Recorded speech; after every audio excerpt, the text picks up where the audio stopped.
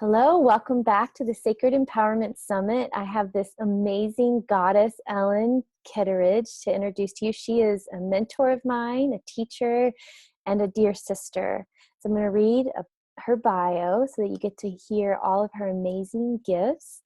Ellen is a nutrition counselor. I've done 2 of her cleanses. They're amazing. She's a minister, energy healer, shamanic practitioner.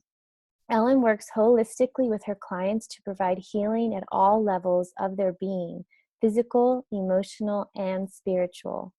Her trainings include Institute of Integrative Nutrition 2-year health coaching certification, Institute for the Psychology of Eating coaching certification.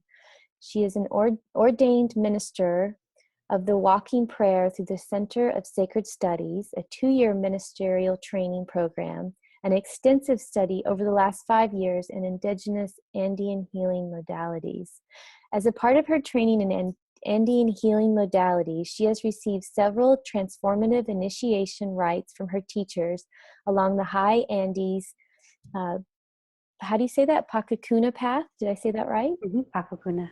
Pakakuna path, including the Palladians rites, the Nusta rites, and the Hatu Karpe. Did I say that correct? Okay. Ellen regularly leads earth-honoring ceremonies in her home area of Asheville, as well as around the country. For the past 2 years, she has been co-teaching a Peruvian-based shamanic healing intensive through the Eagle Condor Council. Ellen uses healing foods, lifestyle coaching, energy clearing techniques, spiritual counseling, shamanic healing techniques, and a variety of other tools in her individualized approach to creating optimal health for her clients. Ellen has a deep passion for her own personal transformation as well as that of her clients. So I just want to share that I've done the Nusta rites with Ellen, and I'm also in the Eagle Condor with her, and I have done her energy clearing work, and I'm also in the Eagle Condor. So Ellen is absolutely amazing when it comes to ritual. That's like, I've learned so much from you. You helped me put together my apacheta, or that daily ritual of offerings, the ritual work with the Nustas, and all the juiciness in the Eagle Condor. I'm just so grateful for you, Ellen, and the work that you're putting out in the world. Thank you, Crystal. Thank you so much. I appreciate it. It's kind of interesting to hear my bio read, and I realized, I have been up to a lot, I guess, in the last few years. A lot of good stuff. Yeah, it's been a fun life. Definitely full, but really beautiful. So yeah, and you walk the path. You walk the path of integrity, and you live what you teach, and that's what I really respect and honor about you. So, Ellen, I'm really curious to how would you define ritual? What does ritual mean to you?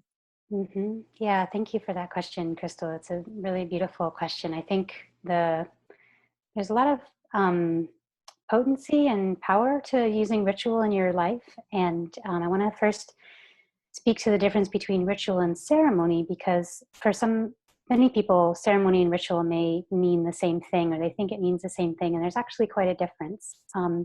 Ritual could be defined as those things that you do that have you do it the same way every single time. So a specific rite or experience that you do on a daily basis or weekly basis or whatever that looks like for you, that is going to be done the same way every time. And the reason for that, the power in that, is when we're working with the realm of spirit, and we're working with the realm of intention and prayer, and we're working to manifest something in our lives, if we can set a container the same way every time with a specific intention, then we have the capacity and ability to have a very, very strong prayerful walk. And so that's where ritual comes in place. So for instance, if you sit at your altar, or you go outside and you pray by a tree or by a stream that you love, whatever it might be, and you have an intention, and every time you open the space in the same way, so you walk down to the stream and you put your hands on your heart and you lift your hands up to the sky, and you pray to receive, whatever that guidance is that you're looking to receive, and then you make an offering to the stream.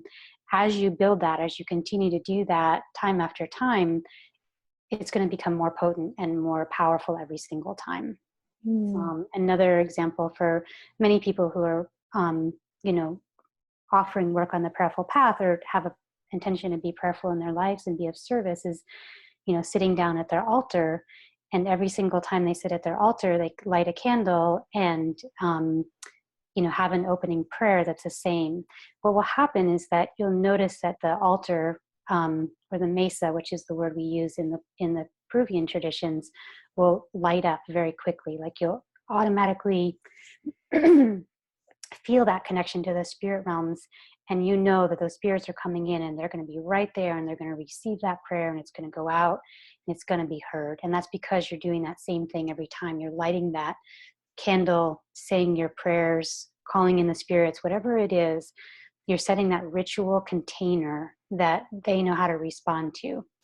And so it just has this incredible capacity to really to build up over time. So ceremony would be something that's more sort of like a one-time occasion. So for instance, you know, a wedding would be a ceremony, but then there's a ritual in the wedding of exchanging the wedding rings. So that would be the ritual that has a very deep, very significant meaning.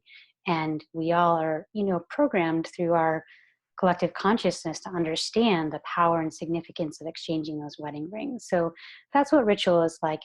There's more of a experience of a collective awareness of what that particular ritual holds, or on a personal level, you build up that container and then you can allow for the energies to come through and support you in a really profound way. So I highly recommend ritual, whether it's just, you know, whether it's an extensive half hour, you know, hour, 2 hour prayer process, or whether it's just simply every morning you get up and you make yourself, you know, for instance, for my nutritional work, I recommend people do like lemon water in the morning. So you get up, you pour yourself that glass of water, you squeeze that lemon in, and with that intention, you set the intention for nourishing yourself in a beautiful way that day. And if you continue that ritual every day, then that prayer is going to build, and you're going to automatically, just with the squeezing of that lemon into the water, your body knows what that means, that you're setting the intention for good health for that day. So it's ritual can be very, very, very simple, and it can be very complicated. And really, it's just a matter of whatever you would like to set in place for yourself. Does that make sense? Yeah, totally. Beautiful. And so how do you share with us how you use ritual? What would your morning look like?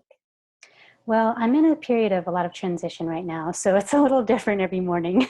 I know you're traveling. I'm traveling, and yeah. So how do you have ritual on the road?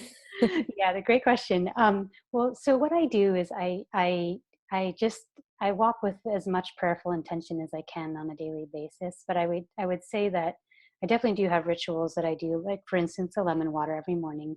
But in my ceremonial work or in my prayer work every day, I have a specific way that I connect in with myself and with my altar or my mesa, or if I'm out taking a walk or in nature, there's, you know, a specific way that I'll be offering prayers with tobacco or cornmeal or flower petals or something else. And so that's a very, you know, specific way that I call in the spirits and the support, you know, every single time. So just simple things like that. Yeah, making the offerings. What's one small ritual you could share with us today that people could maybe adopt if it resonated? Beautiful question.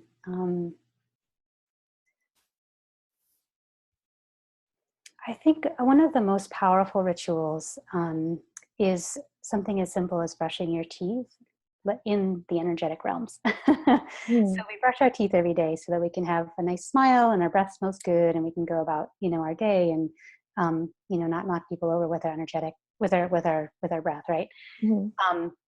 We need to know that in the energetic realms, it's just as important to stay clean. And so smudging yourself or doing some sort of daily cleansing practice can be extremely, extremely helpful. And so I recommend to, you know, a lot of my clients, even if they're very new to these realms, to think about what they can do on a daily basis to cleanse themselves energetically. And that's because when we walk out into the world, we pick up a lot of energy from other people, and we don't realize how much that actually impacts us and can make us feel heavy or dragged down, or, we can pick up emotional experiences from other people and suddenly we feel sad or angry or whatever it might be. So a daily practice in the morning of smudging yourself with, it can be sage is a wonderful smudge to use, Palo Santo, which is a sacred wood from the Amazon. Rose water is another beautiful thing to cleanse and smudge with. It can also be just when you take your shower in the morning, setting the intention that water purify and cleanse your energy body. So simply bringing that very small amount of ritual in, again, just like brushing your teeth, it's a way to cleanse yourself and prepare yourself for the day. I also recommend doing that at night before you go to bed, or if you're out and you have a normal job and you're working and then you come home at night and you have the night to yourself, do it right when you get home. So do it. So cleanse yourself from that day. Cleanse anything that you've picked up that might be heavy or toxic or basically not of your own. So that's a very simple ritual that can be done in 30 seconds to a minute twice a day and make a huge difference. Energetic hygiene, right? Exactly. Yeah. Energetic hygiene. That's something we're taught. Sea salt baths and oh yeah, there's a lot of deeper techniques you can take. That's one of my favorites too. Yeah, sea salt and baking soda, lots of good stuff. Yeah, lots of good stuff. Thank you so much, Ellen. If someone wanted to learn more about your offerings and contact you, what are the best ways? Oh, wow. So probably just, email or checking out my website or is probably the best way. I'm in a business transition right now too. So I have actually two websites. They both go to the same landing page right now, but evolutionarywellness.com is my new business name.